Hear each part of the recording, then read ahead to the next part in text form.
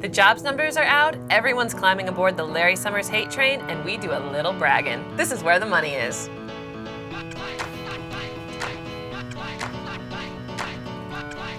All right, guys, as always, first up, the headlines. So the first Friday of the month is most famously known as Cake Day at the Motley Fool, but apparently also some jobs numbers come out.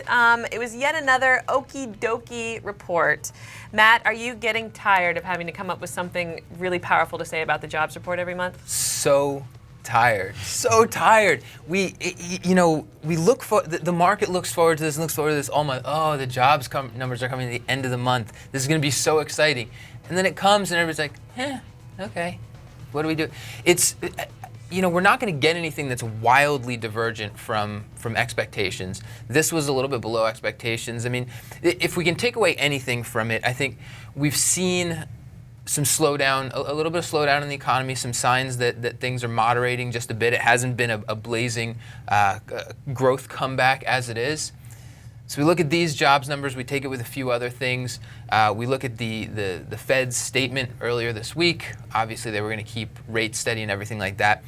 So I think maybe the one takeaway is that for everybody that's concerned that the Fed is going to pull out accommodation sooner rather than later, I think this suggests that that accommodation is probably going to stay, so the Fed's going to continue to buy bonds, buy treasuries, and keep rates low. I agree. It's getting a point where it's a little frustrating, just a little bit annoying. I saw one tweet this morning. I forget who was saying it, but they were saying, "Is today's bad news a good day or a bad day for bad news?" Just trying to read the tea leaves in terms of, well, does this mean the Fed's going to do QE longer? Are they going to taper sooner? It's all a little bit exhausting, and Matt noted the slow growth. There are still companies out there that are not just completely dependent on quantitative easing, and their stock prices will do well. Yesterday, we saw Boston Beer report earnings.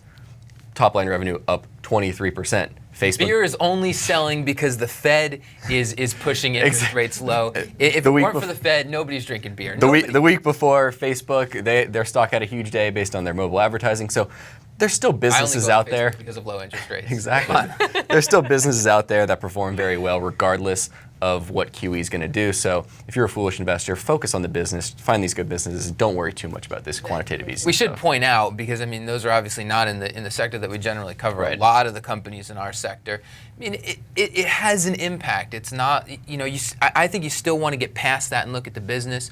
But you look at those mortgage REITs, American Capital Agency, you were saying that stock was up nicely this morning. They reported earnings earlier this week.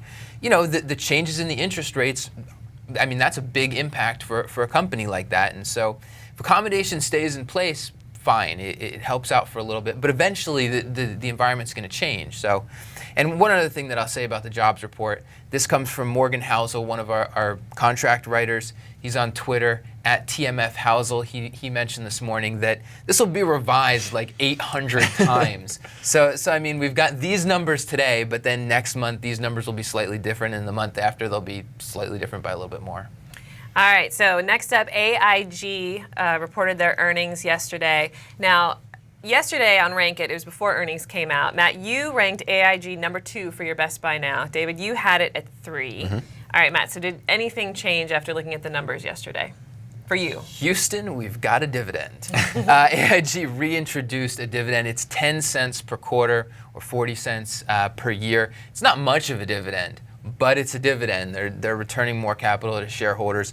$1 billion share buyback. When I look at this, one of the key reasons that I put this stock at my number 2 spot in our rankings yesterday was because it's so cheap. So I love the idea of taking extra capital and buying back shares at this price. Bob Benmosche, CEO of AIG. I love this guy, and he proved to me again why I love him so much. At the beginning of AIG's conference call, he said, "Look, we're going to go through a lot of numbers, but right up front, I know a lot of you are wondering about ILFC, the plane leasing company at AIG. They had a deal worked out with a consortium of buyers, and that's sort of been on the rocks." So right up front, he addressed that. He said the negotiations are still going on. They want to work something out, but they're also working on an IPO that they could do later this year.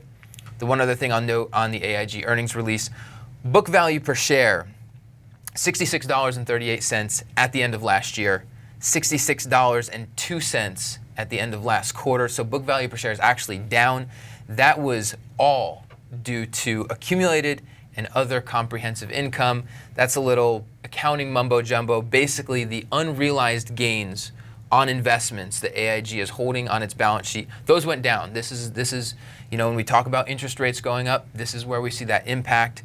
The amount of book value per share that represented was $8.51 in December, now $4.77. So a big drop there. So book value per share going down. This is an impact of the interest rate environment. But leave that aside. I'm looking at the core business. The core business looks like it's performing well. Bob Benmosche continues to win with AIG. Right, and one more note on Benmosche. It's important for investors and viewers to know that he's awesome. I think he's been a great CEO as well, but he's not going to be there forever. He came out of retirement to kind of lend a helping hand. It's Friday, David. Don't remind me. It's just important, as great as he is, it's important to remember he's not going to be around forever, so it's very important that they have a deep bench there and he's instilling a culture. It looks like he's doing that, so I should be encouraged. I'm encouraged, and I think you should be too. You should be encouraged. All right, next headline. This is from the Wall Street Journal. Dan Fitzpatrick reporting the Justice Department to file civil charges against B of A. So anytime you see the words Justice Department in a headline with a company that you're invested in, it makes you a little nervous. So David, is this something or nothing? It's nothing for Bank of America. Brian Moynihan didn't wake up this morning, see this in the Wall Street Journal, and go, "What? We're being investigated? I can't believe it." Bank of America filed their 10Q. Hopefully he didn't. If he did, we've got bigger problems. So Bank of America filed their 10Q, and this was stuck in there as something new. So it's not like Bank of America is being caught off guard. They have legal reserves. There's still outstanding settlements that are tied to those reserves, and I'm sure they've handled this. They've estimated what could potentially be paid out. So for Bank of America shareholders today, this is nothing new. Do you have any thoughts on that? Stinks. What am I going to say? I mean, this is more of the legacy garbage that they're cleaning up. When I'm a Bank of America shareholder, and you can't ignore this, but at the same time, this is what they're cleaning up. I'm looking towards the future. I'm thinking, what's Brian Moynihan doing to create a Bank of America, a unified Bank of America that's going to be a great company to work for, to be a customer of, and to be a shareholder in 5 years down the road, 10 years down the road. This is something that they have to take care of, but it's not front and center in my investment outlook. Mm-hmm. All right, well, that's it for the headlines. Now we're going to do a little deeper dive. So the Larry Summers hate train really gained steam this week. So not only were Democrats coming out and saying they didn't want him, with President Obama having to come to his defense, the media just really went after him this week, too, saying that he was unfit because he's a hothead. Politico, I believe, was even pointing out his poor treatment of women as a reason why he should not be head of the Fed. So I guess, David, I wanted to know your thoughts here on Larry Summers. Are you going to pile on here? I'm not going to pile on. I put together an interesting graphic. Alfred, let's throw up the graph of if Larry Summers was a stock, this is kind of how the race for the next Fed chair has gone, in my opinion. So we have Janet Yellen. She's basically been the front runner, and she's kind of been a steady next in line, agrees with Ben Bernanke on a lot of topics. And then we had Larry Summers, who was floating under the radar, and then had a huge spike up in interest. And then the pain train, the hate train came aboard, and Larry Summers has been pounded back down. And then we have Tim Geithner down there, who's kind of a maybe candidate. So that's kind of where the race is now. Just to be clear, is this based on something, or did you just draw it? No, I just drew that. That's hands. That is beautiful. So in my opinion, I don't really care too much who the next Fed chair is. I don't think they're going to radically change the way we do monetary policy in the U.S. It's a nice story to pile on this stuff about Summers, but in the end, I still think Janet Yellen's probably going to be the next Fed chair, in my opinion, just my opinion. Rolf Winkler over at the Wall Street Journal actually was talking about this earlier in the week, and he said maybe this whole Summers thing is just a way to make Janet Yellen look better. So maybe it's just kind of a head fake, some political machinations here in Washington. So that's a possibility if you're into kind of reality TV. Maybe that's what's going on. But I don't really care about this. I'm not going to pile on the hate. It's whoever's the next Fed chairman, we're going to invest accordingly. What do you think? I care. I care from the perspective that we want somebody sharp in there, right? And Larry Summers, super sharp guy. I mean, I don't think anybody's debating the fact that he's got the intellectual horsepower to be able to do a good job in there. Janet Yellen, really smart. And what makes me sad in this is that I hope that doesn't get overlooked. That Larry Summers is this brash guy who's made a lot of foot and mouth kind of incidents, has had a lot of foot and mouth kind of incidents over his career, and Janet Yellen is. She's like a sweet grandma, and I don't want it to get looked over that she is extremely intelligent. She is extremely capable, and I think more than anything else, she would do a fantastic job as Fed chair. And quite frankly, I don't know. I don't think there's maybe you're right. Maybe that this is just a way to make Janet Yellen look better. I think it does. Mm-hmm. I would have concerns about Larry Summers being in there just from the perspective that his brashness and the perception that everybody has, you don't want that clouding what's going on at the Fed. We need some consensus. We need some stability going forward. So, yeah, okay, I'm gonna hop on the hate train. Choo choo. I'm hopping on the hate train because I don't want to see Summers in there. I'm a big fan of Yellen. I think she's got to get the nomination. All right, so that's all for Larry. We're going to let him go off into his weekend and relax a little bit with a cocktail. He's deserved it. Sorry, Larry. Nothing personal. Right. That one brought a tear to his eye here, and you hop on that train. Yeah. All right. So next up, in It Ain't Bragging If You're Telling the Truth news, you guys apparently last night ran some timed miles, and it was some good news. That is correct. Right. All right. So Matt, how was your time last night? It was good. I have not been timed running a mile since I was in middle school and I was doing the presidential fitness test. Right. And it was not a very fast mile when I was in middle school. Last night I ran a personal best of 4 minutes and 50 seconds. And it got David and I thinking about personal bests in investing. And the one that came to my mind for anybody who's a regular watcher of the show, it's always about Berkshire, right? Always about Berkshire. And it's not just about the idea that I bought Berkshire, that I own Berkshire. It's the idea that I've been a big admirer of Warren Buffett for basically my whole investing career. I've always looked at Berkshire Hathaway. And, prior to the financial crisis, I would look at Berkshire Hathaway stock and I would love to own it. I would love to be a shareholder of Berkshire Hathaway stock, but I just couldn't wrap my head around the valuation and wanting to pay as much as the market was asking to be an owner of Berkshire Hathaway. So I was patient and I waited. And in 2009, when the market was crashing, Berkshire Hathaway stock in 2009 traded at one point below book value.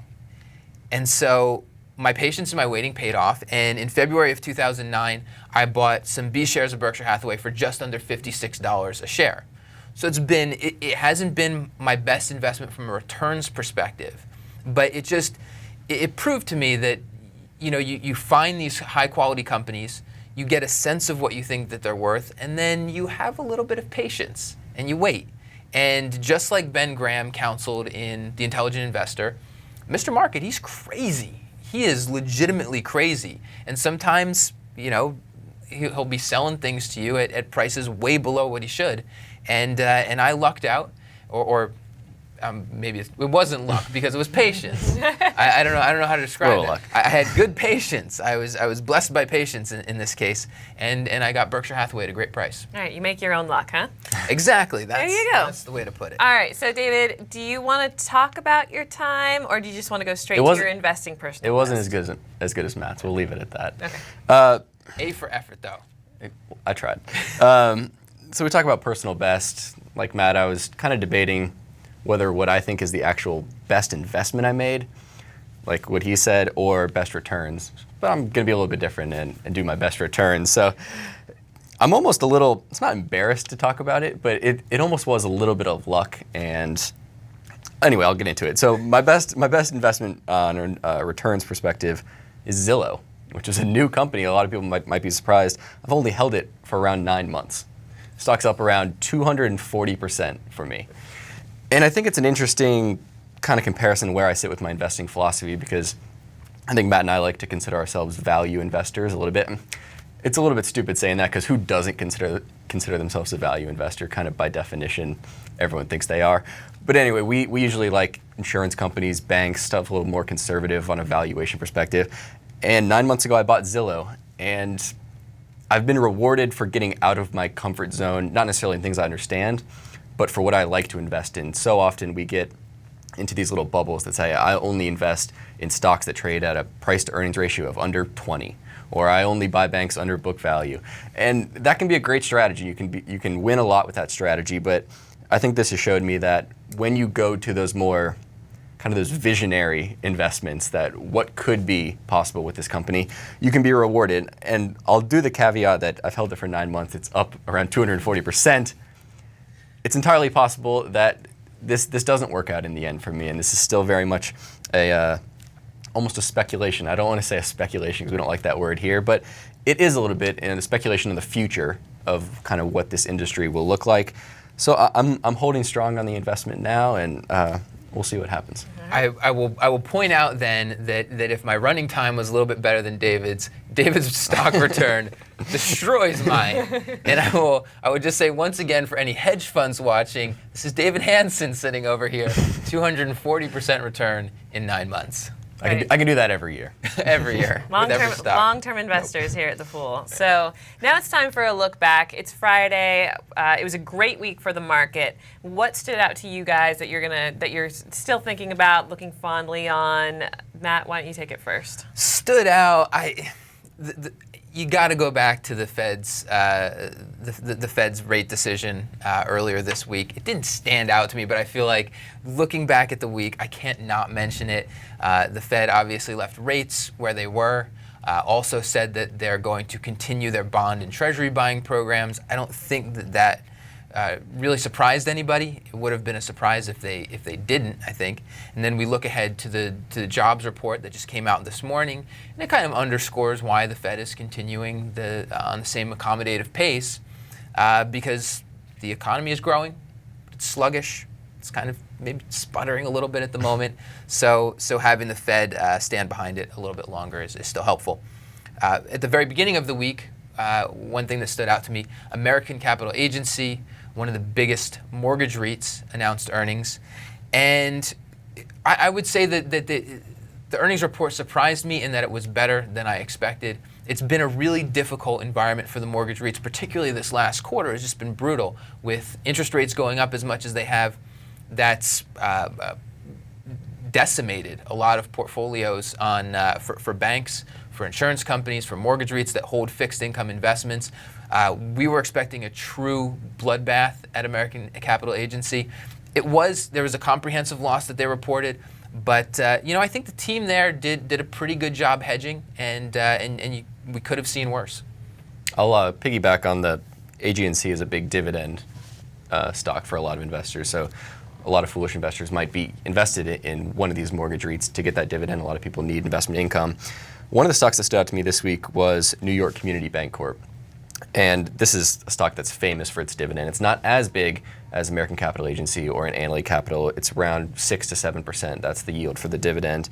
And I think investors should take notice. The stock was up around 6% this week, which is unusual for this stock. It usually doesn't do much over the long term, but it's a dividend stock where if you reinvest that's where you make your return, or you can take that as income. And on the face of it, it looks like a pretty attractive bank. The efficiency ratio, something that's basically says how efficiently do they take their revenue and bring it to the bottom line, kind of like an operating margin. And so the lower the better. It's like golf, as Matt always says. So theirs is in the low 40%. Even though I don't even play golf.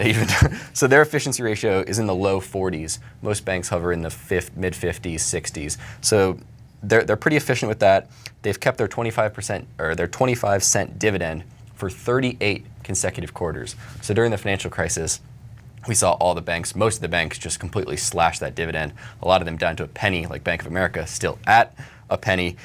New York Community Bank Corp, they refused to do it. They were very adamant about keeping their dividend payout where it was.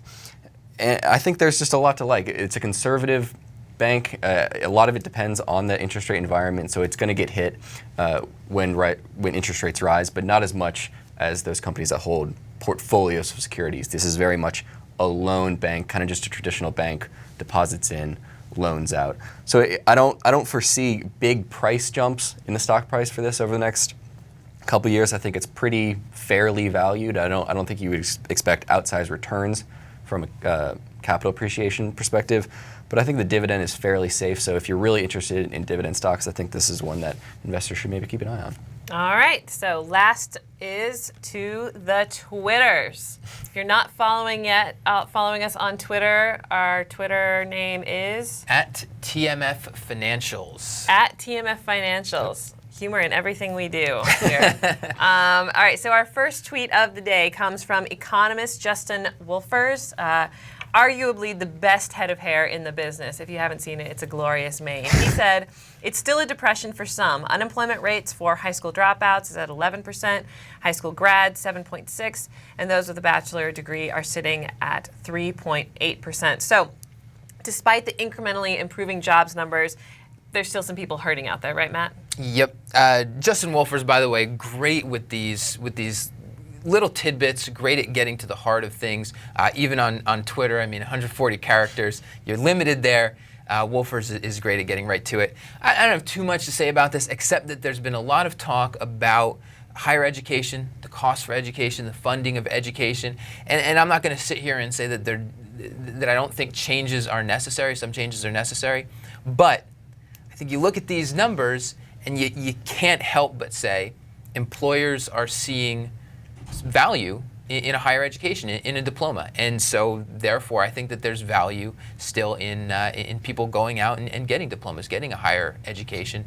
And so I'm thumbs up on college. Stay in school, kids. Right? That's your public service announcement from us for today. All right, next up is from CNBC at CNBC. Sprouts Farmers Market has the top IPO debut of 2013. They gained 122.83%. Now, I've never heard of Sprouts Farmers Markets, but if I had to guess, they sound like a competitor to Whole Foods. So is this a stock to watch? Yep. The end. I think it is. One of the things that I think is interesting is within the grocery industry, you've kind of got some bifurcation on the ends. You've got Whole Foods that's sort of this higher end, natural specialty kind of thing, and then you've got at the lower end the folks like Walmart who are very much the very lowest cost, and you've got Target into the grocery business and that sort of thing. And then trapped in the middle here, you have all those traditional grocers, and at this point in time, I wouldn't want to be caught in that middle space. And now you see Sprouts, and Sprouts is on that sort of higher end, more specialty along with Whole Foods. In their filing, they said that they have about 163 stores right now, and so I'm looking at the filing right here, and they believe they have the potential to grow that store count from 163 to about 1,200. So the stock, the IPO price for the stock was $18, and last I checked, it was trading at $39.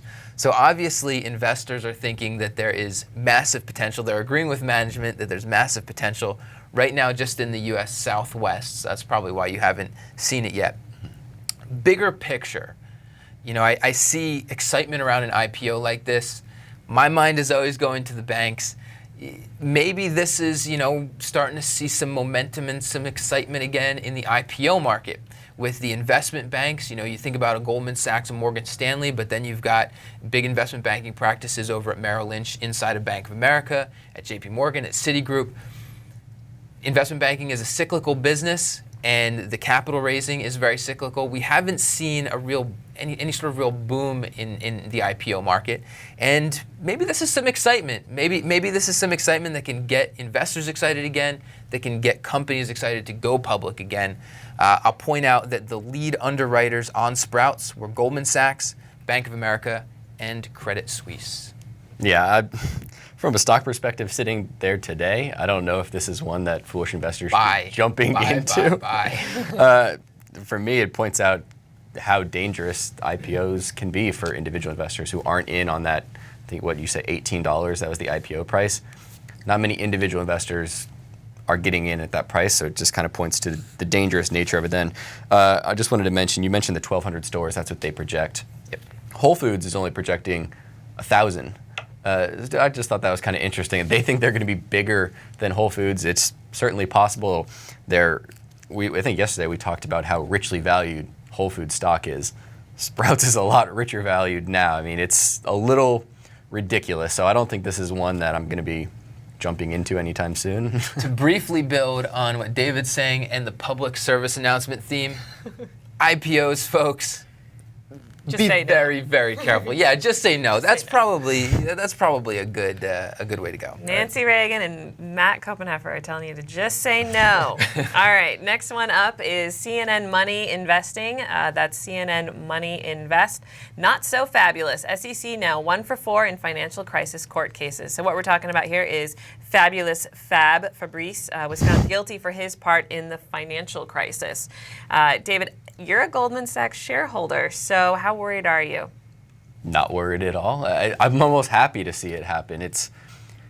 We've talked about these big companies, these big banks, and they have so many employees, and just those bad apples in there, they can kind of ruin it for everybody and really hurt the reputation of the bank.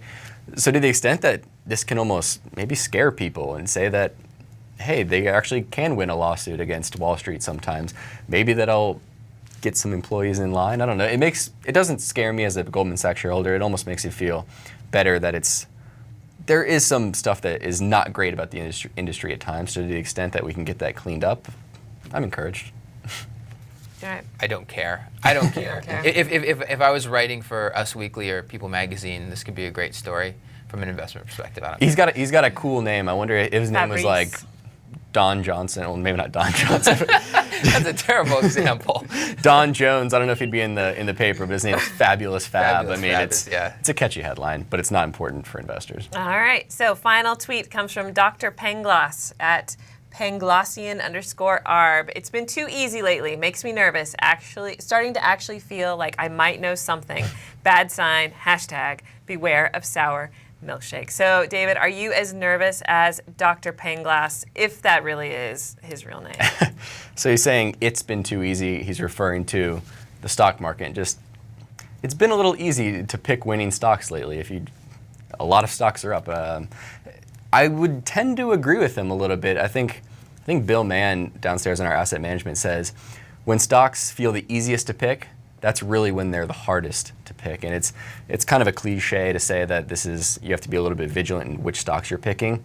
But I think that's especially true right now. The market is at all-time highs. We're not necessarily seeing huge growth, not great jobs report, depending on how you look at it.